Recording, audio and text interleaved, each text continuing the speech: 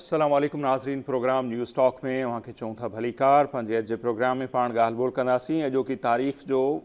सभिनी खे इंतज़ारु हो, छाकाणि त ईरान ऐं अमरीका विच में जेको मुफ़ाहिमती यादाश्तनामो हो उहो तय थी चुको हो ऐं उन ते सयूं करण वारी जेका सिग्नेचर वारी तक़रीब हुई उहा जनीवा में रिथियल हुई ऐं उन हवाले सां ऐलान बि थियल हो त उहा अॼु तक़रीब थींदी। पाकिस्तान उन जी मेज़बानी कंदो। ईरान तरफ़ां ॻाल्हियुनि जी क़यादत कंदड़ स्पीकर जेके आहिनि बाकिर कालिबाफ साहब ऐं परॾेही वज़ीर अब्बास इराक़ची जे लाइ इहे ख़बरूं आयूं त उहे जनीवा रवानगी जे लाइ तयारु आहिनि ऐं गुज़िर राति ताईं अव्हांजे इल्म में हूंदो त वज़ीर आज़म पाकिस्तान शहबाज शरीफ़ साहब जे लाइ बि इहे ख़बरूं हलियूं, पर राति देरि सां पोइ अचानक सां इहा ख़बर आई त उहा जेका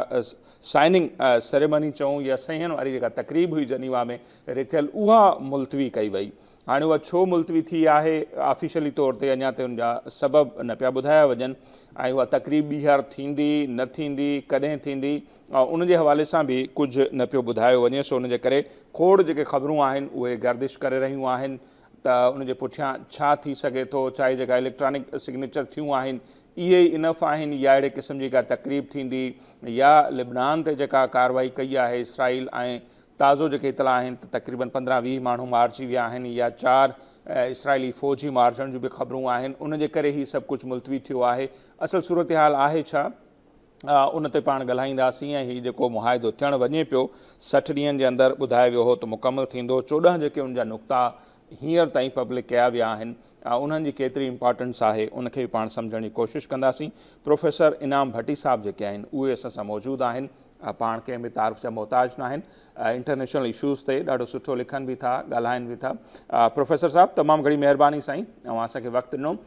सभ खां पहिरियों ऐं बुनियादी सुवाल इहो जंहिंजो इंट्रो में मूं ज़िक्र कयो त 19 तारीख़ जो सभिनी खे इंतज़ारु हो, शहबाज शरीफ़ साहब ऐलान कयो हो त जनीवा में ई सयूं करण वारी तक़रीब थींदी, पाकिस्तान मेज़बानी कंदो। पोइ राति इहा ख़बर आई त उहा तक़रीब मुलतवी कई वई आहे। इवन उनखे कवरेज जे लाइ मुख़्तलिफ़ सहाफ़ी जेके आहिनि पाकिस्तान मंझां दुनिया जे मुख़्तलिफ़ मुल्कनि मां उहे जनीवा पहुतल आहिनि ऐं उतां वेठा था हाणे वीलॉग कनि। हीअ तक़रीब छो मुलतवी थी आहे, छा पिया सबब अव्हांखे हिन जा नज़र अचनि सर? मुंहिंजे ख्याल में हिकिड़ो हिते अॻु में ई हफ़्ते खनि खां वठी करे यूएस में इहो हलियो पए त इलेक्ट्रॉनिक सिग्नेचर थींदी ऐं जंहिंजो ट्रम्प ऐं जेडी वेंस जेको आहे सो उहो ऐलान करे छॾियो त मुआहिदे ते पहुची चुका आहियूं, इलेक्ट्रॉनिक शयूं थियण वारियूं आहिनि। सही। त उनखां पोइ किथे बि अञा ताईं इहो क्लियर न पे आयो अहिड़ो कुझु त का तक़रीब थींदी। हा, इन में इहो हुयो त इन ई मुआहिदे जे अंदरि जेको लिखियलु आहे त इन MOU साइन थियण खां पोइ ॻाल्हियुनि जो दौरु शुरू थींदो ऐं जंहिंमें 60 ॾींहंनि जे अंदरि सभई मामला जेके आहिनि उहे मुकमिल कया वेंदा त 30 ॾींहंनि ताईं जेको आहे सो अंदरि ॻाल्हियुनि खे उबलाइणो हूंदो। उनजे लाइ हुननि ॿी सिटिंग जे लाइ जेको आहे सो उहो इरादो कयो पए, पर अचानक विच में इहे ख़बरूं अचणु शुरू थियूं ऐं उहो हिते अहिड़ी का ख़बर कोन आई यूएस में। ऐं यूएस वेठो आहियां त को तक़रीब थियणु वञे पई ऐं तक़रीब थियण जा ऐलान थियणु शुरू थिया त हिते का बि अहिड़ी को बि सरगर्मी नज़र न आई, पर जीअं ई उहे ऐलान थिया त हिते इहा सरगर्मी नज़र आई त हितां केरु बि न पियो वञे। ऐं पोइ इहा ख़बर पई त थी सघे थो त इंटरनल जेको आहे हिकिड़ो उनजो इहो त जॾहिं इलेक्ट्रॉनिक साइन थी वई आहे त बाक़ी हाणे तक़रीब छा जी। हाणे हिनजी तक़रीब कॾहिं थिए आहे जॾहिं आम्हूं साम्हूं सयूं करणियूं हुजनि ऐं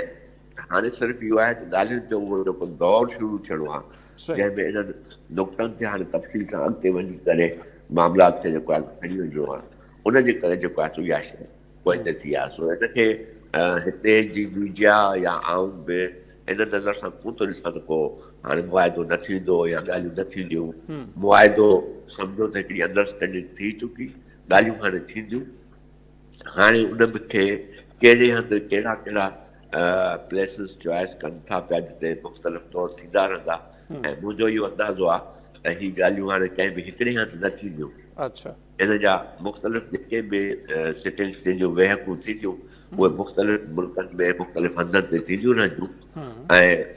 जॾहिं उन में के पेशरफ़्त ईंदी रहंदी त उन खां पोइ जेको आहे आख़िरी फाइनल जेका सिग्नेचर तकलीफ़ थी सघे थी किथे थिए। सही। त मतिलबु जेके ही ख़दशा ज़ाहिर कया पे विया त लिबनान में ताज़ी कार्रवाई या उनजो को इन ॻाल्हियुनि ते असरु थी सघे थो या तक़रीब उनजे करे मुलतवी थी, ज़ाहिर आहे पाकिस्तानी मीडिया हुजे, इंडियन मीडिया हुजे, घणो कुझु हिते त हले थो पियो। जीअं अवां ॿुधायो त अमेरिका में आयो अवां, सो हिते खोड़ इहे तबसरा थियनि पिया। अव्हांखे इहो लॻे पियो त इहो मुआहिदो या MOU जेको आहे उहो तय आहे, बाक़ी हाणे ॻाल्हियूं मुख़्तलिफ़ वक़्तनि ते थींदियूं ऐं 60 डेज़ जे अंदरि अंदरि उनखे मुकमल कयो वेंदो। जी, ऐं उन में हिकिड़ी शइ जेका वाज़े नज़र आई आहे उहा इहा ई आहे त ईरान ऐं अमेरिका जो त मुकमल मुआइदो थी चुको आहे, पर लबनान वारे मामले ते बि अमेरिका अश्योर कयो आहे, यानी हिन मुआइदे जे अंदरि त बशमूल जेके बि, छाकाणि तव्हां ॾिसंदव मुआइदे जे अंदरि जेके नुक़्ता आहिनि न, उन में अमेरिका जो ईरान ते फ़ौजी ऑपरेशन जो लफ़्ज़ इस्तेमालु कयल आहे।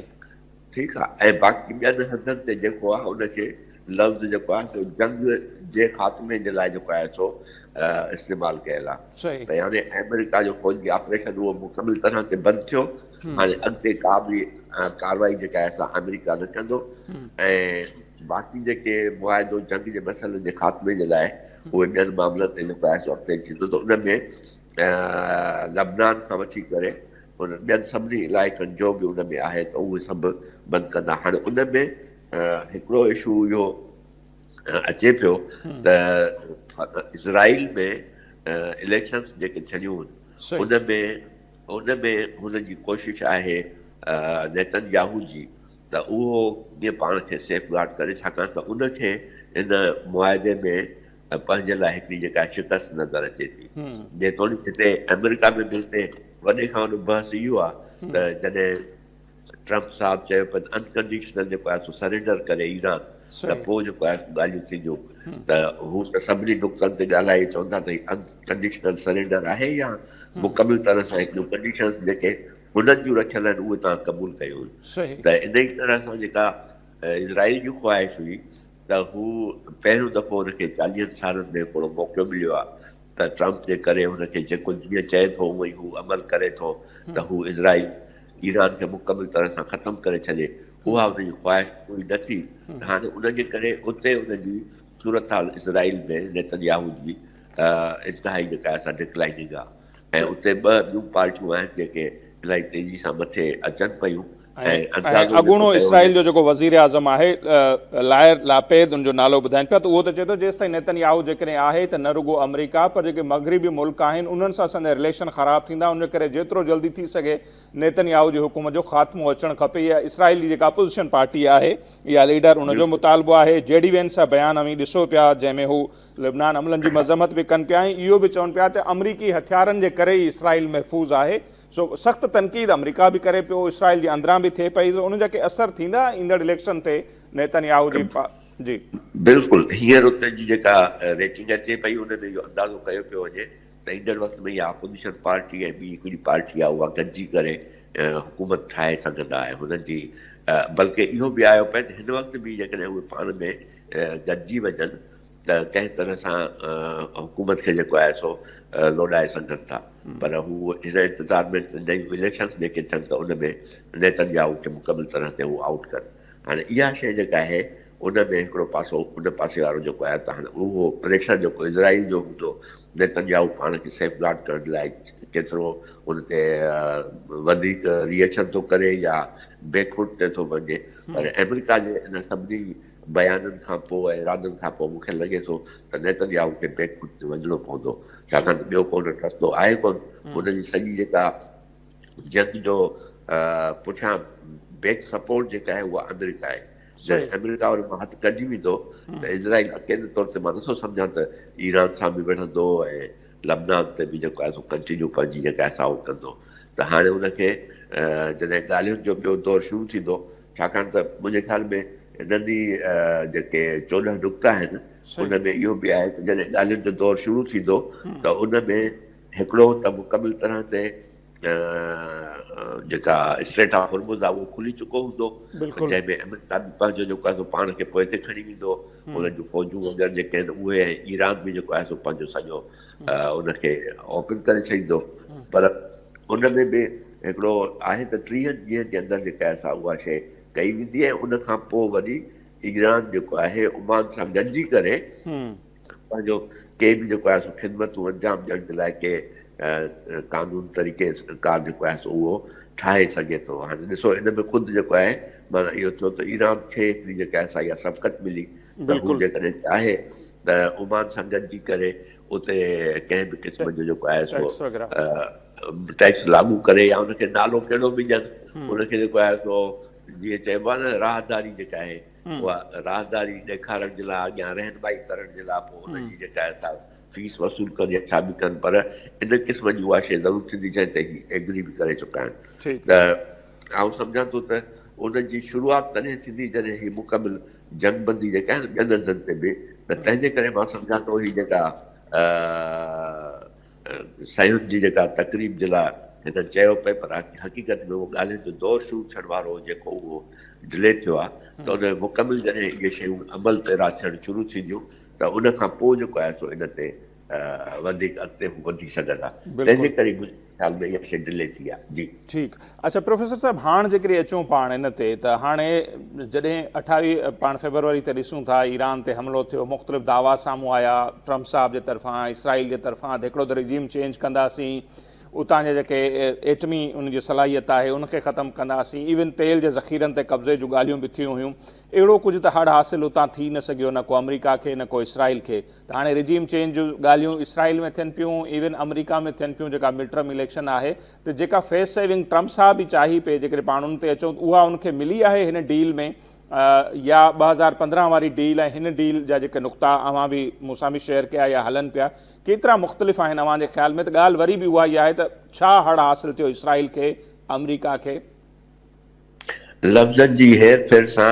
ॻाल्हि त साॻी आहे जेका अॻ में हुई जंहिं ते हुन में अॻियो जेको मुआदो हुयो उन में बि इहो हुयो त आहिस्ते आहिस्ते जेके बि मुंजमिद असास आहिनि उन्हनि जो जेको आहे सो शुरूआति कई वेंदी खोलण जी उहे ईरान खे वापसि कया वेंदा ईरान जेको आहे सो IAEA खे मुकमिल तरह सां जेको आहे सो आसानी मुहैया कंदो उनजे विज़िट्स जी ऐं पंहिंजा न्यूक्लियर रिएक्टर्स जेके आहिनि उन्हनि खे इंस्पेक्ट करण जी उहे उन में हुया उन में बि इहो हुयो त ईरान कॾहिं बि जेको आहे सो न्यूक्लियर बम अगरि न ठाहींदो उनजे लाइ जेका असां उन सिग्नेचर बि करे छॾी त असां कॾहिं बि जेको आहे सो न कंदासूं हाणे रुॻो उनखे फेराए घिराए ॿियनि नवनि लफ़्ज़नि में मुआदे में ॻाल्हि साॻी थी आहे त जेको मौजूदा जेको यूरेनियम इनरिच थियल आहे 60% उनखे कंहिं तरह सां डायल्यूट करणु या कंहिं तरह सां जेको आहे सो IAEA जी सरबराही में या निगरानी में उनखे महफ़ूज़ करण जी जेका आहे सा उहा ॻाल्हि थी आहे आईंदह जे लाइ जेको आहे सो ईरान कॾहिं बि एटम बम न ठाहींदो आहे साॻी ॻाल्हि अॻे बि हुई हाणे बि आहे ऐं उन में सिर्फ़ु जेको हिन जो हुयो त उनजो मुकमिल न्यूक्लियर प्रोसेस बंदि कंदा उहो न थियो जॾहिं IAEA में थी अचे माना हिन जो मक़सदु इहो थियो त सेफ पर्पज़ जे लाइ जेके कंटिन्यू कंदो त माना उन में साॻियो ई उहा शइ थी वई त पोइ जेके ट्रम्प साहिब जा दावा हुआ त हीअ उन खां बिना मुख़्तलिफ़ हूंदी उन ते तनक़ीद बि कंदो रहियो पाण ई ट्रम्प साहिब उनखे ख़तमु कयो इहा बि हुई त भई उन्हनि खे जॾहिं उन्हनि जा असासा मिलिया वापसि ईरान खे त उन जा प्रॉक्सीज़ मज़बूत थिया जेके इन सबबु ॼाणाए उन डील खे 2018 में रद्द कयो त हींअर जेका हीअ डील करणु वञे पियो अव्हां उते आहियो त उतां जा माण्हू उतां जो जेके अपोज़िशन पार्टी आहे उहे इनखे क़बूल कंदा ट्रम्प साहिब खे फेस सेविंग मिलंदी या ईंदड़ वक़्त में ॾिसो पिया त उनजे लाइ बि इन जंग जे करे मुश्किलातूं वधंदियूं ट्रम्प साहिब जे लाइ हींअर हिन ते रिपब्लिकन्स जे अंदरि ख़ुदि जेको आहे सो हिकिड़ो वॾो बहस ते शुरू थी वियो आहे त ट्रम्प जेका दावा कई आहे जेतिरो जेको आहे सो पाण खे ताक़तवर सम्झी करे हुन ऐलान पे कया त आऊं ताक़तवर प्रेसिडेंट आहियां ऐं हिन त ट्रम्प ते हिते कुझु अहिड़ी बि पंहिंजी ताक़त जो इज़हार कयो त आऊं स्टालिन माऊ ऐं हिटलर खां वधीक ताक़तवर प्रेसिडेंट आहियां ऐं उन ते हाणे सफ़ा खिल भोग पिया हलनि मीम्स जेके ठहनि पियूं उन ते हिकिड़े डेमोक्रेटिक कंट्री जो प्रेसिडेंट जेको आहे पाण खे कंपेयर थो करे पियो उन्हनि सां जेके दुनिया जा जेके रहिया आहिनि पंहिंजो छा चइबो डिक्टेटर्स त उन डिक्टेटर सां कंपेयर करे ऐं पाण खे शो थो करे त उहो त हिकिड़ो रिपब्लिकन खे पाण खे पंहिंजी डिक्लाइन जेका असां पोज़ीशन नज़र अचे पई ऐं ट्रम्प जी हिन सॼी सूरत हाल में हींअर हिते सॼो बहस इहो पियो थो हले त हिकिड़ो त उन में जेको सॼो ट्रेडिंग सिस्टम जेको हुयो या जेके कारोबारी कंपनियूं जिन उन ते कमायो स्टॉक एक्सचेंज में जिन कमायो त हिकिड़ो उन ते इहो पियो हले त हिकिड़ो सॼो जहिड़ो उनजे लाइ सॼो थियो वियो ऐं ॿियो वरी जेका मुंहिंजी अंडरस्टैंडिंग आहे उहा इहा आहे त मूंखे शुरू खां वठी करे ईरान इन्क़लाब जे दौर खां वठी करे लॻंदो आहे त अमेरिका दुनिया जे अंदरि पंहिंजूं हिकिड़ियूं पोज़ीशन सेट कंदो रहंदो आहे त कंहिंसां केरु मुंहुं ॾियण जे लाइ कीअं मदे मुक़ाबिल रखिजे ऐं सही उन तरह सां हुन जेका आहे सा जॾहिं अरब पंहिंजो जेको आहे सो हुन में ताक़त में अचणु शुरू थिया पैसे में उरूज में त हुन वक़्त में सम्झो त हिकिड़ो हुनजे मुतबादिल ताक़त जेका आहे सा उहा ईरान हुजणु खपे त उन वक़्त में ईरान जो इहो शिया इनकलाब ऐं उनखां पोइ उहा शइ उते अचे वरी जॾहिं ईरान जी उहा ताक़त हुननि खे नज़र आई त इहा जेका आहे सा हुननि खे कॾहिं बि जेको आहे सो ॾुखियो करे सघे थी त हुननि इराक में सदाम जी जेका आहे सा हुकूमत जेका आहे उन मज़बूत करणु शुरू कयो त हाणे बि हिन रीजन में हिकिड़ी नई सिरे सां नई जेका आहे सेटिंग थियणु वञे पई जंहिंमें अॻिते हली करे मुमकिन आहे त इब्राहिम अकार्ड बि थिए उन में पोइ 2-3 कंट्री भले UAE हुजे या केरु कतर या केरु हुन में शामिलु थिए ऐं इज़राइल हुजे त उन सां गॾु उते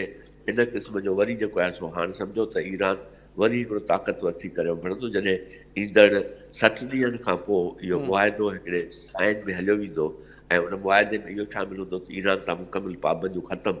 ईरान उहो त हींअर बि पर तेल त सेल करे सघे थो पर जेके बि हुनजा मुंजमिद असास आहिनि उहे बि वापसि थियणु शुरू थींदा न रुॻो उहे वापसि थींदा पर नवां 300 अरब रुपया जेके आहिनि उहे बि ईरान खे पंहिंजी डेवलपमेंट जे लाइ जेको आहे सो हुनजे लाइ मिलंदा त उन खां पोइ ईरान जेकॾहिं इनखे कंपेयर कजे त अॼु जेतिरो बि भले हिननि अरब कंट्रीज़ पाण खे डेवलप कयो आहे ईरान उन खां 9 ते अॻु में डेवलप थियल आहे ऐं हाणे रुॻो हुन एतिरा साल सर्वाइव कयो आहे जंहिंमें मुकमिल पाबंदियुनि जे बावजूदि बि हुनजी जेका आहे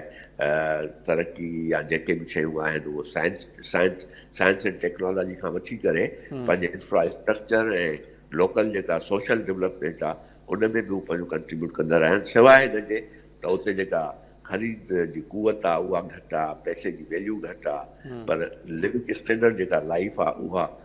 काफ़ी ईंदड़ वक़्त में कीअं पियो ॾिसो हिन समूरे ख़िते में ईरान खे छाकाणि त खोड़ ॻाल्हियूं इन ते बि थियनि पियूं UAE वारनि खे ॿियनि खे तकलीफ़ इहा बि रही त हिकिड़े पासे ग्रेटर इसराइल जूं ॻाल्हियूं त ग्रेटर ईरान जूं ॻाल्हियूं बि असांखे ॿुधण में ईंदियूं आहिनि त खोड़ पाड़ेसरी मुल्कनि खे इहे बि ख़दशा हूंदा आहिनि हाणे जॾहिं ॾिसूं था त अमेरिका जी जेका होड़ हुई या हिकिड़ी दहशत हुई उहा बि हिन जंग सां ख़तमु थी इसराइल खे बि ख़बर पइजी त एयरडोम या ॿिया सिस्टम हुनजो तहफ़ुज़ नथा करे सघनि ईरान बि हुननि खे हिट करे सघे थो त पोइ फ्यूचर में ईरान खे किथे पिया ॾिसो सर मां ऐं त फ्यूचर में ईरान खे हिन खिते में वधीक ताक़तवर थींदे ॾिसां थो ऐं हाणे जेके खिते में 2 ताक़तूं जेके उभरनि थियूं उहो हिकिड़े पासे इज़राइल हूंदो ॿिए पासे जेको आहे ईरान हूंदो हाणे इन जो सॼो जेको आहे छाकाणि त सभिनी खे इहो नज़र अची वियो त इज़राइल जेकॾहिं सुभाणे हिन खिते में उभरी थो अचे ताक़तवर थी थो अचे त उन सां मुक़ाबले करण जे लाइ अरब कंट्रीज़ में कंहिंमें बि एतिरी ज़रूरत कोन्हे ताक़त कोन्हे जो हू उनजो मुक़ाबिलो करे सघनि उहो चाहे अस्करी बुनियादुनि ते हुजे या टेक्नोलॉजी बुनियादुनि ते हुजे पर इहा साॻी जेका सघ आहे उहा ईरान में मौजूदु आहे ईरान जेका आहे असां पंहिंजे इंडिजीनियस लोकल जेके हुनजा पंहिंजा साइंसदान आहिनि ॿिया आहिनि उन्हनि जे बुनियाद ते हू काफ़ी ताक़तवर आहे जॾहिं तव्हां उनखे कंपेयर कंदो अरब कंट्री सां त अरब कंट्री जो लोकल पंहिंजो इंडिजीनियस टेक्नोलॉजिस्ट साइंटिस्ट या पॉलिटिशियंस जेके उहे एतिरा जेको आहे सो आहिनि ई कोन बिल्कुलु त उनजे करे उनखे जेको आहे सो इहा जेका आहे उहा हलो अचे पियो जी जी बिल्कुलु अचे पियो सर हा त उन में उनखे जेको आहे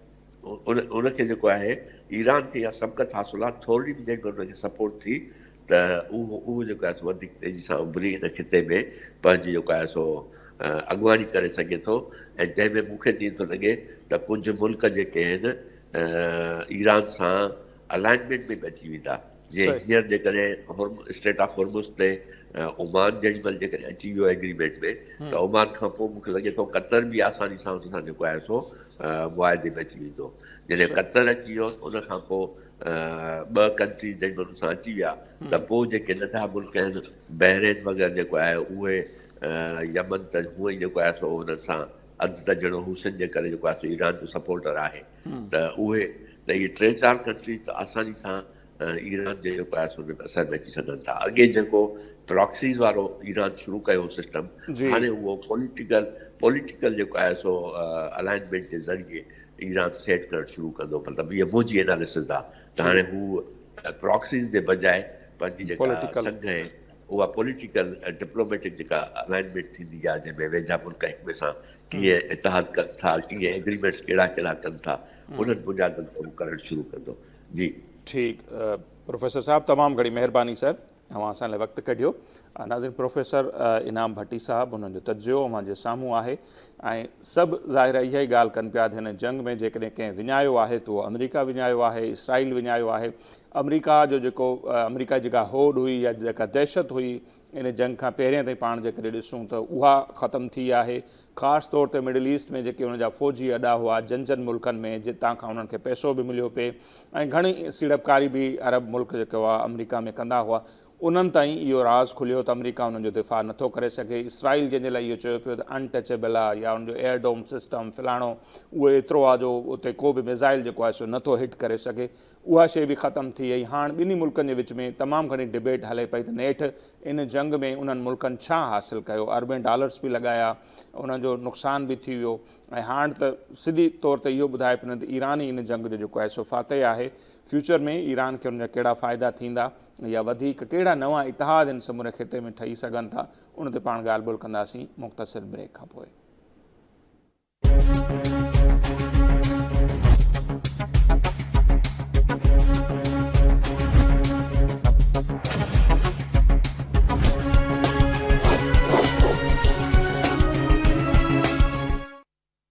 जी नाज़रीन, ब्रेक खां पोइ हिकु भेरो ॿीहर प्रोग्राम में मूंखे चऊं था भलीकार, पाण ॻाल्हि ॿोल कयूं पिया ईरान ऐं अमेरिका विच में जेको मुफ़ाहिमती यादाश्तनामो तइ थियो आहे MOU ऐं बाक़ी ॻाल्हियूं जारी रहंदियूं ऐं 60 डेज़ जे अंदरि 60 ॾींहंनि जे अंदरि ॿुधाए पियो वञे त फाइनल मुआहिदो बि थींदो।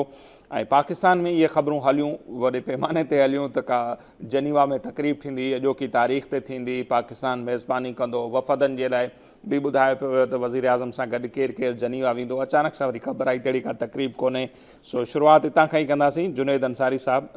नामियारा सहाफ़ी आहिनि, तर्जनिगार आहिनि, एंकर पर्सन आहिनि। जुनैद साहब, वॾी महिरबानी, अवां असांखे वक़्तु ॾिनो। कुझु देरि पहिरियां इनाम भट्टी साहब सां बि ॻाल्हि ॿोल थी पए, अमेरिका में आहिनि, हू चवनि था त अमरीकी मीडिया में त अहिड़ी का ख़बर न हुई त को 100 वारी तक़रीब बि थींदी, सिग्नेचर्स थींदा, जनीवा में थींदी। पाकिस्तान में वॾे पैमाने ते इहे ख़बरूं बि हलियूं, इवन पाकिस्तान जा खोड़ सहाफ़ी वञी जनीवा पहुता। BBC जहिड़े इदारे जो जेको इस्लामाबाद जो ब्यूरो चीफ आहे या रिपोर्टर उहो हुते आहे, तलत हुसैन साहब, ॿी काफ़ी सहाफ़ी बिरादरी हुते पहुतल, पर उहा तक़रीब कोन थी। अव्हांखे छा थो लॻे त वाक़ई इलेक्ट्रॉनिक सिग्नेचर खां पोइ उहा तक़रीब थियणी कोन हुई या पोइ इहो छा हो, जेकॾहिं थियणी हुई त पोइ उहा मुलतवी छो थी तक़रीब? हितां शुरू कयूं था, पोइ बाक़ी ॿिया मामला बि आहिनि। ॾिसो, ग्लोबल पॉलिटिक्स में ज़ाहिरी आहे अॼु जे दौर में तमामु वॾो इम्पोर्टेंट ज़ाहिरी ग्लोबल पॉलिटिक्स सॼी अमेरिका ईरान जे विच में ई हिन मौज़ू ते हले वेठी। त मां इहो सम्झां थो या तक़रीब शेड्यूल हुई या थियणी शेड्यूल हुई ऐं थियणी हुई। सही। ॾिसो, तव्हां जेको ठाह थियो आहे, ठाह पाण तव्हांजे प्रोग्राम में केतिरा ई भेरा जेके ॻाल्हियूं कंदा रहिया आहियूं, लॻभॻि उहो ई साबित थियूं। असुल जेका हिन वक़्तु बॉन ऑफ कंटेंशन आहे, जे मामले ते तकरार आहे, उहो आहे लेबनान जो मामलो जी। ऐं जेको 14 अनुपाती ठाह आहे, उन में बि ॻाल्हि वाज़ह तौर ते लिखी वई आहे त बाबा ठाह जेको थींदो ईरान ऐं अमेरिका जे विच में, उहो सीज़ फायर लेबनान ते लागू थींदो, पर इसराइल उहा ॻाल्हि मञण लाइ तयारु नाहे। सिधी ॻाल्हि नज़र अचे वेठी त इसराइल कल्ह वायलेशन कई आहे ऐं हींअर ताईं अॼु ॾींहं ताईं जो मुंहिंजे ख़्याल में जॉन एफ कैनेडी खां पोइ जेको 1962 में जॉन एफ कैनेडी हिकिड़ी इन्वेस्टिगेशन शुरू कराई हुई इसराइल जे मामलनि में, उन खां पोइ जेकॾहिं कंहिं सख़्तु मौक़िफ़ कंहिं अख़्तियार कयो आहे, कंहिं आला अमरीकी उहिदेदार, उहो जेडी वेंस अख़्तियार कयो आहे जी। जेको गुज़रंदी 2 ॾींहं पहिरियां तव्हां जेडी वेंस स्टेटमेंट ॾिसो त उन में वाज़े हो त अमरीकी सख़्तु नाख़ुश इसराइल ऐं इसराइल जी अप्रोच, त उहो रिएक्शन इसराइल ॾेखारियो हिज़बुल्लाह सां, हिज़बुल्लाह ते हमलो करे लेबनान में, सदरन लेबनान में। त ऑब्वियसली जॾहिं अहिड़े माहौल में जिते तव्हां पहिरें ॾींहुं वायलेशन कई आहे ऐं सभिनी खां जेको ॾुखे में ॾुखियो मरहलो आहे डील जो, अमेरिका ऐं ईरान जे विच में त मामला तय थी विया, पर ईरान चाहे त उहे मामला लागू थियनि लेबनान ते, हिज़बुल्लाह ते हमलो न थिए। सीरियस वायलेशन कई आहे इसराइल। त इसराइल जी सीरियस वायलेशन खां पोइ आख़िर उहो कीअं स्विट्ज़रलैंड में तक़रीब मुनक़िद थियणु घुरिजे हा या थिए हा? छाकाणि त तव्हां डील में ॾिठो जेका इलेक्ट्रॉनिक सिग्नेचर थी आहे, उहो वॾो significant step treaty of Versailles खां पोइ। वर्साइल्स जेको तारीख़ी शहर आहे फ्रांस जो, उन खां पोइ मुंहिंजे ख्याल में तारीख़ जो ॿियो वॾो मुआहिदो अमेरिका ईरान जे विच में थियण वारो, जंहिंमें फ्रांस वेठो आहे, जंहिंमें सॼी यूरोप जा सरबराह वेठा आहिनि। आम ॻाल्हि न हुई। ऐं इहा हीअं ॻाल्हि न आहे त को टीं दुनिया जो को मुल्क वेठो हुजे जंहिंजी का ग्लोबल अफेयर्स में का वॾो अमल दख़ल न हुजे। जेकॾहिं अमेरिका सुपर पावर आहे त फ्रांस हिकिड़ो ग्रेट पावर आहे, बर्तानिया ग्रेट पावर आहे, जर्मनी ग्रेट पावर आहे, इटली ग्रेट पावर आहे। उन्हनि जी मौजूदगी में जॾहिं उहे सभु शयूं थियूं आहिनि त उन्हनि जी केतिरी इंपॉर्टेंस बिल्कुलु इसराइल जे वायलेशन खां पोइ, इसराइली वायलेशन खां पोइ हिननि माना उनखे कॉल ऑफ कयो, मुंहिंजो ख़्यालु। अच्छा, ही सबबु अवां इहो ई पिया ॾिसो जेको लबनान में कार्रवाई थी आहे, तक़रीबन 16 या 20 माण्हू ॿुधाए पिया मारिजी विया आहिनि, उनजे करे ई अव्हांखे लॻे पियो त इहा तक़रीब न थी सघे आहे। त पोइ ईंदड़ मरहलो छा था ॾिसो, छाकाणि त इसराइल त कॾहिं कोन चाहींदो त को इहा डील या इहो मुआहिदो थिए। पोइ जेकॾहिं ईअं हमला जारी रहंदा त पोइ छा ईंदड़ 3 ॾींहंनि ताईं हिननि खे काफ़ी कुझु करिणो आहे, फ़ौजूं वापसि वञणियूं आहिनि, उहो सभु कुझु थी सघंदो न थींदो, छाकाणि त इसराइल जी त ख़्वाहिश आहे त न थिए। ऐं ॾिसो असां वटि ख़ासि तौर ते तव्हां ॾाढो ज़बरदस्त इंट्रो में हिकिड़ो सवाल ऐं सवाल जे आधार ते हिकिड़ो परसेप्शन बि ॾिनो। थींदो छा आहे, असां वटि बि पाण जीअं पाण पाकिस्तान में रहूं था या घणा तणा इवन जेके असांजा आड़ोस पड़ोस जेके मुल्क आहिनि उते बि तजिया जेके घणा थींदा आहिनि उहे परसेप्शन बिल्ड थींदा जी, माना जीअं तासुर ठहियो थो वञे तजियो उन परसेप्शन जे आधार ते थींदो आहे। पर जॾहिं तव्हां ग्लोबल अफेयर्स में या आलमी मामलनि में तजियो कयो था त 3 शयुनि जो तमामु घणो असांखे ख़्यालु रखणु खपे। हिकिड़ो त जियोग्राफी, ॿियो तारीख़, टियों मईशत। सही, मईशत तमामु घणी इंपॉर्टेंट आहे, उहा तव्हांजी डायरेक्शन तय कंदी आहे। हाणे जेकर ॾिसो परसेप्शन इहो आहे आम तौर ते त अमेरिका ऐं इसराइल इज़ सेम थिंग। जी, ॾिसो अमेरिका हिकु अलॻि मुल्क आहे, इसराइल हिकु अलॻि मुल्क आहे। उन्हनि जा गॾियल मफ़ाद तमामु घणा आहिनि। मां लफ़्ज़ इस्तेमालु थो कयां, घणा मफ़ाद उन्हनि जा गॾियल आहिनि, सही, पर कुझु मफ़ाद मुख़्तलिफ़ आहिनि। मां इहो नथो चवां त मुख़ालिफ़ आहिनि, पर मुख़्तलिफ़ आहिनि। सही, माना तव्हांजी भले गॾियल दोस्ती आहे, गॾियल एतिराम आहे, मफ़ाद गॾियल आहिनि, पर तव्हांजी डायरेक्शन चेंज थी सघे थी, उहा साबित थिए वेठी ॻाल्हि। बिल्कुलु त हिन मामले में अमेरिका ऐं इसराइल जी डायरेक्शन चेंज आहे। बिल्कुलु जीअं डोनाल्ड ट्रम्प जी पहिरें लैंग्वेज पाण ॾिठीसीं, जेडी वेंस जो अवां पाण हवालो ॾियो पिया, त बार बार उन्हनि खे ॿुधाइनि पिया त भई जेकॾहिं अॼु इसराइल महफ़ूज़ आहे त असांजे करे आहे, उन्हनि खे ॿुधाइनि पिया। जी, बिल्कुलु साईं, अव्हां जे प्रोग्राम में जेको पाण गुज़िरियल प्रोग्राम कयो हिन ते पाण तफ़सीली ॻाल्हायो, तमामु घणो सवाल कयो त साईं तव्हां ॾिसो था त 2 या 3 ॾींहंनि में डील थींदे तव्हांखे नज़र अचे थी। सही, त मूं अव्हांखे गुज़ारिश कयो त मूंखे 2 या 3 ॾींहंनि में डील थींदे नज़र नथी अचे, हिन में टाइम लॻंदो। पर अव्हां ॿियो सवाल कयो त साईं ट्रम्प जो जेका बयान मुंहिंजो, मां ट्रम्प जे बयान खे एतिरी अहमियत नथो ॾियां। जेडी वेंस उनजा जी बयान अहमियत आहे। 39 बयान उनजा चेंज थिया आहिनि अव्हां जे प्रोग्राम में मूं ॻाल्हि कई, पर मां बयान खे अहमियत ॾियां थो जेडी वेंस जे। बिल्कुलु, जो जेडी वेंस कॾहिं बि स्टेटमेंट न ॾिनी आहे। जेकॾहिं जेडी वेंस स्टेटमेंट ॾे थो त बाबा अमेरिका ऐं इसराइल जा मफ़ाद मुख़्तलिफ़ आहिनि ऐं हीअ डील अमेरिका जे मफ़ाद में आहे, त इट मीन्स अ लॉट, ऐं उहा ॻाल्हि साबित थी वई। जेडी वेंस जॾहिं चयो, ऐं JD Vance is a serious person, उनखे ईअं रखियो वियो, उन रोल इहो आहे जॾहिं हुन चयो त बाबा असांजा मफ़ाद इसराइल खां मुख़्तलिफ़ आहिनि ऐं हिन खां बहितर डील अमेरिका खे मिली ई नथी सघे, त उहा ॻाल्हि साबित थी वई त अमेरिका जे मफ़ादनि वटां डील थी आहे। हाणे रहियो इसराइल, ज़रूरी न आहे त किन मफ़ादनि ते इसराइल ऐं अमेरिका गॾु हलनि। ॾिसो हींअर हिकिड़ी ॻाल्हि चिठी लॻी पई आहे त अमेरिका हिन जंग मां हर सूरत में ॿाहिरि निकिरणु चाहे थो। अमेरिका खे जेको बाज़ार हींअर जेका शइ ज़ाहिर नथी थिए, जेका डिस्कशन नथी अचे, जेको परसेप्शन नथो ठाहे वञे, अमेरिका पंहिंजा टारगेट अचीव करे चुको आहे हिन जंग में। हू जिन मक़सदनि लाइ वियो हुनखे उहा शइ मिली वई आहे।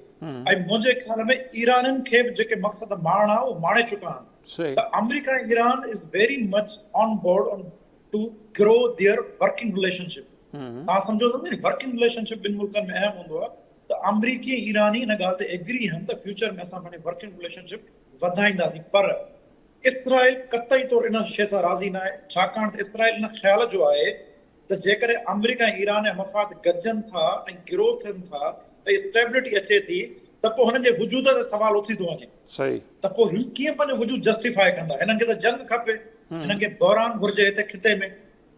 अमुन त इसराइल जो वजूद जो मुखालिफ़ आहे। जेकॾहिं अमुन थी वियो त इसराइल जो वजूद ई माना क्वेश्चन मार्क थी वेंदो हिन खिते में, जेके चवनि था असांखे ग्रेटर इसराइल घुर्जे। इन जे लाइ इसराइली इहो वेठा चाहिनि ब्लैक एंड व्हाइट में त हिज़्बुल्लाह खे ख़तमु कयो ऐं हर उहा शइ जेका थ्रेट हुजे उहा ख़तमु थिए। उहो हुननि जो ख़ुदि साख्ता हिकिड़ो पैदा कयल फॉर्मूला आहे ॿियनि जे धरतियुनि ते गासिब थियण लाइ त असां अंडर थ्रेट आहियूं।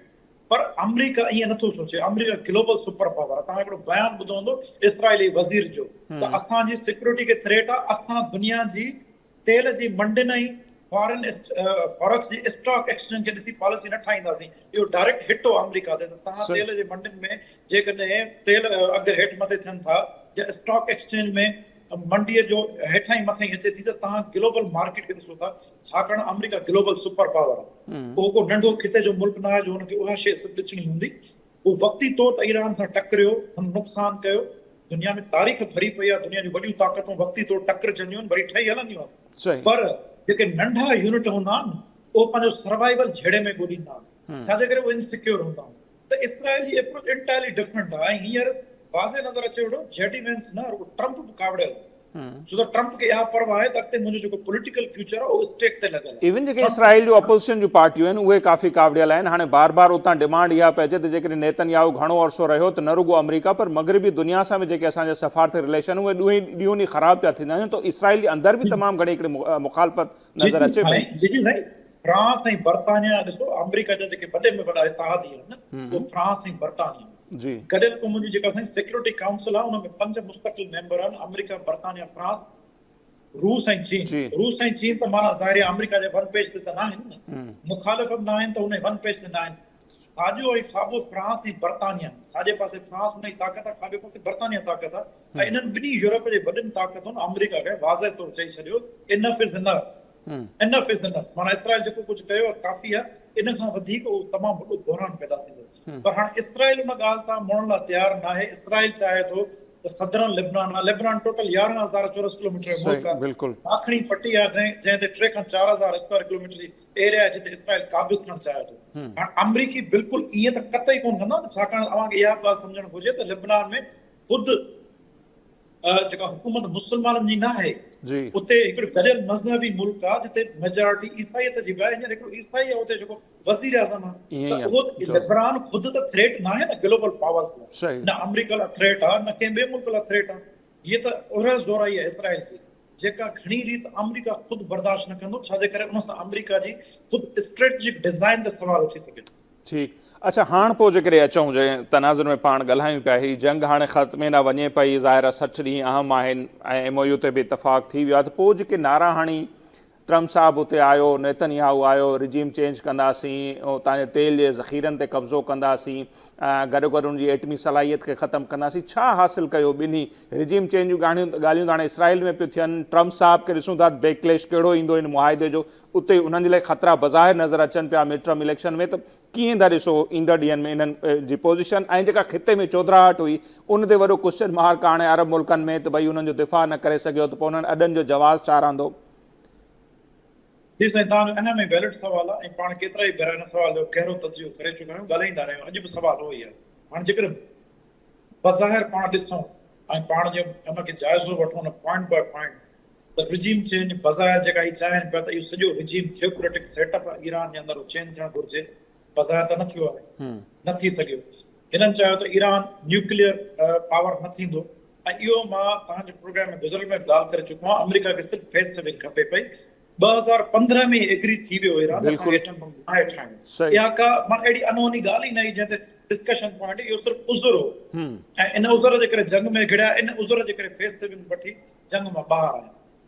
टी इंपॉर्टेंट ॻाल्हि मिसाइलनि वारी, उहो अमेरिकी सदर पाण चए थो नाला कयां थी सऊदी कतर जा, टर्की वटि आहिनि न, पोइ ॻाल्हि उहा ई आहे न, त पोइ सुवाल इहे ई थियनि था न, 2015 में त इहो सभु कुझु तइ थी चुको, 18 में अची ट्रम्प साहब उनखे रद्द कयो, उनखां पोइ जेकॾहिं हीअ आया त उतां जा डेमोक्रेट्स बि हाणे सुवाल कंदा आहिनि, अरबे रुपया तव्हां लॻाया, फौजी मारिजी विया, तव्हांजी जेका हिकिड़ी साख हुई त अमेरिका खे केरु को शिकस्त नथो ॾेई सघे, या इसराइल जो एयर डोम अहिड़ो आहे जो अनटचेबल, उहे सभु शयूं त वयूं, त सिधो नज़र अचे पियो त ॿिन्ही मुल्कनि ॾाढो हारायो आहे, उतां जा माण्हू उन्हनि खां त पुछाणो पिया कनि।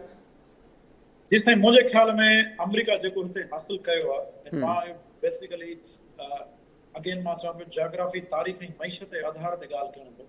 अमेरिका जेको हिते स्ट्रेटेजिक गेन हासिल करणु आयो उनजा 2 गेन्स आहिनि, बाक़ी सभु ॻाल्हियूं हुई आई वाश। हिकिड़ो त हुनखे असर हटाइणो हो चाइना जो, कुझु बि करे, जो छाजे करे ईरान ऐं मंडी सॼी कैप्चर करे वेठो चाइना, त अमेरिकन्स इहो सोचनि पिया त जॾहिं असां सॼी मंडी जेका अरबनि जी मंडी उन में भाङे बाहि वारी कारोबारी ॾिनी आहे असां चीन खे, त असांखे उहा भाङे बाहि वारी ईरान ऐं मंडीअ में मिलणु घुरिजे। त मुंहिंजे ख्याल में जेका ट्रम्प साहब जी मुलाक़ात थी आहे शी जिनपिंग साहब सां, उन में ही ख़ामोश रज़ामंदीअ सां इन ॻाल्हि ते क़ाइल थी विया आहिनि त ईरानी मंडीअ में हाणे उनखे ओपन कंदासीं, ऐं उहा मंडी हाणे अमेरिकी कंपनियुनि लाइ खुलियल रहंदी, नंबर 1। ऐं नंबर 2, अमेरिकन खे जेको मुंहिंजे ख़्याल में हासिल थियो आहे, जेको अॻिते हली करे इहो ज़रूरु ॻाल्हि कंदा, त त ग्लोबल वर्ल्ड ऑर्डर में जेका स्टैंडिंग थींदी उन में ही घटि में घटि ईरान हाणे को बि फ्यूचर में को वॾो को प्लान कंदो, को कारोबारी प्लान कंदो या स्ट्रेटेजिक प्लानिंग कंदो, उन में हू ज़रूर ग्लोबल एम्पायर जेका हिन वक़्तु आहे सुपर पावर अमेरिका खे एतमाद में वठंदो ऐं हुननि जे मफ़ादनि खे ज़रूर ॾिसी पोइ को क़दम खणंदा। उहो अकेले सिर माना फ्लाई न कंदा। इहो हासिल करणु चाहिनि पिया मुंहिंजे ख़्याल में। बाक़ी जेके 3-4 शयूं आहिनि उन्हनि जी का एतिरी इंपॉर्टेंस ई न हुई। ऐं जीअं ईरान जे पर्सपेक्टिव में इंपॉर्टेंस इहा आई त असांखे कुझु करे असांजी इकोनॉमी ओपन थिए, असांजा पाबंदियूं ख़तम थियनि जेके थियूं ऐं असांखे कारोबारी मंडी ओपन करे ॾिनी वञे जीअं असां कारोबार कयूं। त मुंहिंजे ख़्याल में अमरीकी ईरान जी गॾियल रज़ामंदी आहे अॻिते हलण जी। अमरीकन खे बि स्ट्रेटेजिक गेन्स मिलिया आहिनि। जीअं मिसाल तौरु बाज़ार हिते घणनि दोस्तनि जो ख़्याल हूंदो त अमरीका वियतनाम में जंग हराए वियो। बिल्कुलु जेकर मैथमेटिकल हलूं त अमरीका वियतनाम में हराए वियो, पर छा होचीमन जो जेको वियतनाम 1975-78 ताईं वियतनाम में जेका इनर तब्दीली आई 1995 में उते मार्केट्स ओपन थियूं, त छा इहो सम्झजे त अमरीका उते शिकस्त खाधी या वियतनाम खटे वियो? न, पोइ सवाल जेकॾहिं पाण ईरान जे तनाज़ुर में कयूं त जेकॾहिं पाबंदियुनि जे बावजूदि ईरान जी दिफ़ाई सलाहियत एतिरी हुई या इंफ्रास्ट्रक्चर जी दुनिया तारीफ़ करे पई, दुबई ॿिया थिया त पोइ थिया, त पोइ जेकॾहिं पाबंदियूं मुकमल तौर ते ख़तमु थियनि थियूं, दुनिया सां हू ट्रेड कंदो, $300 अरब उनखे ॾींदा ईरान ऐं ॿिया पंहिंजो अमरीका ऐं ॿिया जेके पाड़ेसरी मुल्क ॿुधाए पिया अरब ई ॾींदा, ऐं उन सां गॾोगॾु मुंजमिद असर सां बि मिलनि था, त फ्यूचर किथे था ॾिसो? पोइ ईरान त अञा वधीक असांखे ॾाढो खिते में स्ट्रांग मुल्क तौरु उभरंदे नज़र पियो अचे। बिल्कुलु साईं, हाणे हेॾी वॾी जियोग्राफी रखंदड़ 16.5 लख स्क्वायर किलोमीटर मुल्क, हेॾी वॾी मईशत, 9 करोड़ माण्हुनि जो मुल्क आहे, हुन में तारीख़ी तौरु 6000 साल सिविलाइज़ेशन ऐं ईरानी स्कॉलर, ईरानी ज़हीन माण्हू, हुननि ज़हान, पोइ हुनखे केरु रोके सघंदो? ऐं फ्यूचर नज़र अचे वेठो 10 सालनि जे अंदरि हिन रीजन जी वॾी ताक़त थी उभरी सघे थो ईरान, हुनमें फुल पोटेंशियल आहे। मसइलो ही आहे जेको पाण असां जेके अॼु जे तनाज़ुर में शइ खे ॾिसंदासीं, तौर तक कंदासीं त उहो हिकिड़ी मुख़्तलिफ़ शइ नज़र अचे थी। पर जेकर असां स्ट्रेटेजाइज़ करे 10 साल अॻिते ॾिसूं था त ईरान खे global powers, American led global powers चाहिनि था ईरान जेके 10 सालनि खां पोइ वॾी ताक़त थी उभरे त असांजे मफ़ादनि जो मुहाफ़िज़ हुजे। मुहाफ़िज़ न त माना असांजे मफ़ादनि लाइ ख़तरो न हुजे। हुनजी नेचुरल पार्टनरशिप ईरान जी रूस ऐं चीन सां थियणी आहे त हुन पार्टनरशिप एतिरी हुजे जंहिंमें हू अच्छा, इन तनाज़ुर में जुनैद साहब इहे ॻाल्हियूं बि हलनि पियूं थी जेके प्रॉक्सीज़ जन खे दुनिया चवे थी, ख़ासि तौर ते ईरान जा मुख़ालिफ़, उनखे बि चवंदा त ईरान हाणे इन ते गौर करे पियो त इन जंग खां पोइ उनखे असां पॉलिटिकल अलाइनमेंट तरफ़ वञूं ऐं इहे जेके प्रॉक्सीज़ आहिनि इनखे बि ख़तमु कजे, इन जो केतिरो चांस नज़र अचे? बिल्कुलु इहो नज़र अचे थो, इन 100% चांसिस। हाणे जीअं इसराइल उरह ज़ोराई करे थो न, इसराइल ऐं अमेरिका जे विच में जेको साईं अहम ऐं बुनियादी मुख्य तज़ाद ई आहे। इसराइल चए थो इन्हनि खे रातो राति ॾींहं राति ख़तमु कयो, किलिंग कयो, मास किलिंग कयो, ख़तमु करे छॾियो। अमेरिका जी स्ट्रेटजी न रही आहे। अमेरिका शाम जो मिसाल थो ॾे त असां हुते मास किलिंग न कई, उन्हनि माण्हुनि जी हैयत असां चेंज करे उनखे मेन स्ट्रीम करे छॾियो। अमेरिका ईरान इन ॻाल्हि ते राज़ी आहिनि त असांजी जेके प्रॉक्सीज़ आहिनि असां हुनखे ख़तमु न कंदासीं, असां हुननि जी हैयत बदिलाए छॾींदासीं, उनखे मेन स्ट्रीम करे पॉलिटिकल कैटर में आणींदासीं, डीवेपनाइज़ कंदासीं। अमेरिका ईरान इन ॻाल्हि ते राज़ी आहिनि। ऐं इसराइल चए थो त इहा डीवेपनाइज़ेशन जो जेको 5-10 साल जो दौर रहंदो इहो मुंहिंजे मफ़ाद में न आहे, सिरे खां इहो ख़तमु कयो। इसराइल सिर्फ़ु पंहिंजी नैरो माइंडनेस सां सिर्फ़ु पंहिंजो इमीडिएट मफ़ाद ॾिसे थो, जंहिंमें हू हर हद ताईं वञण लाइ तयारु आहिनि। अमेरिका ईरान ईअं नथा चाहिनि। अमेरिका ईरान बिल्कुलु इन ते राज़ी आहिनि। छाजे करे? सदर ट्रम्प ख़ुदि मिसाल ॾिनो, जेकॾहिं ईरान न कंदो इसराइल न कंदो, हिकिड़ो लफ़्ज़ चई तव्हां हिकिड़े माण्हू खे ॻोल्हण लाइ पूरी जी पूरी बिल्डिंग उॾारे था छॾियो ऐं तव्हां बग़ैर माण्हुनि खे मारण जे जेकॾहिं कमु न करे सघंदव त इहो कमु मां शाम खां वठंदुसि। माण्हू मारण जी ज़रूरत न आहे, माण्हुनि जी सोच ऐं रुख तब्दील करण जी ज़रूरत। बिल्कुलु ठीकु आहे जुनैद साहब, तमामु घणी महिरबानी अवां असांखे वक़्तु ॾिनो। त असांजे प्रोग्राम जो वक़्तु पुॼाणी ते थो पहुचे, न त खोड़ सारा अहिड़ा सवाल आहिनि जेके अञा करे सघियासीं पे। नाज़रीन, असांखे ॾींदा इजाज़त। अलाए निगहबान।